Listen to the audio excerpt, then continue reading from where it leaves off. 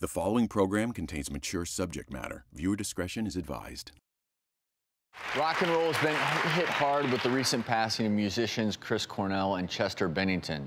In our series, The United States of Addiction, we're looking at the harsh reality of drug addictions and its sometimes fatal consequences.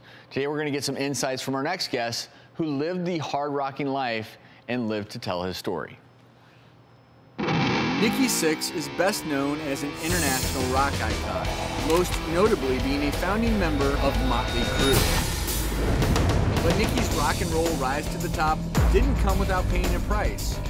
Indulging himself with an excess of sex, alcohol, and drugs led to his long-fought battle with deep addiction. Nikki has spoken candidly about his struggles with heavy heroin use and how it nearly cost him his life. But through it all, Nikki Sixx has risen above his demons and, along with his illustrious music career, has become a 3-time New York Times best-selling author, philanthropist, and photographer. Please welcome Nikki Sixx to the show.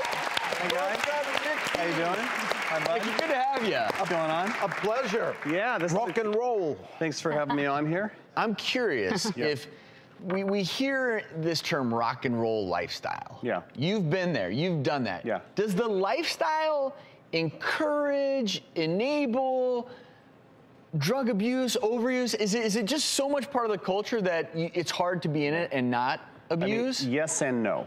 So it depends on the artist, and also I think that, like when Whitney Houston passed away, I think it was a good time to look at enablers.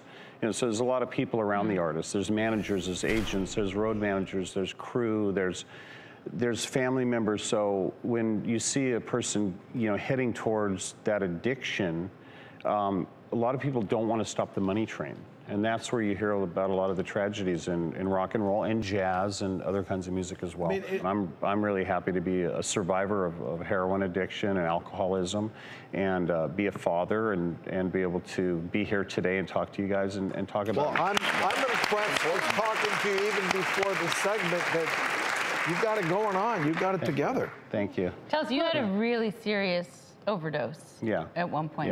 Was that the rock bottom for you, or did you relapse after that? Okay, so I was an addict, a heroin addict, for exactly 1 year. And you know, my heart stopped for 2 minutes, and I came back, I went home, and I shot up again and overdosed again. I woke up the next day, and I kind of had like a spiritual awakening. That's the only reason the only way I can explain it, because I woke up and it was the first time I didn't want to do drugs. And was it out of fear because you came that close to? Yeah, it just changed my perspective, and it was at that time I said, you know, I want to turn my life around and do something good with this horrible information. Yeah. Good for you. So then you wrote the Heroin Diaries about that year on tour with Motley Crue, the Girls, Girls, Girls year, correct? Yeah. And I guess one thing I'm just curious about is, do you think you would have become addicted if you weren't famous? I don't know. You know, I have an addictive personality, so like I love guitars. So there's a guitar in every room.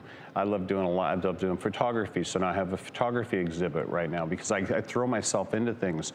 So I did that with drugs as well. Addiction doesn't just look at musicians. It looks at doctors and lawyers and you know, housewives, and you know, the list goes on and on. It touches every part of our society.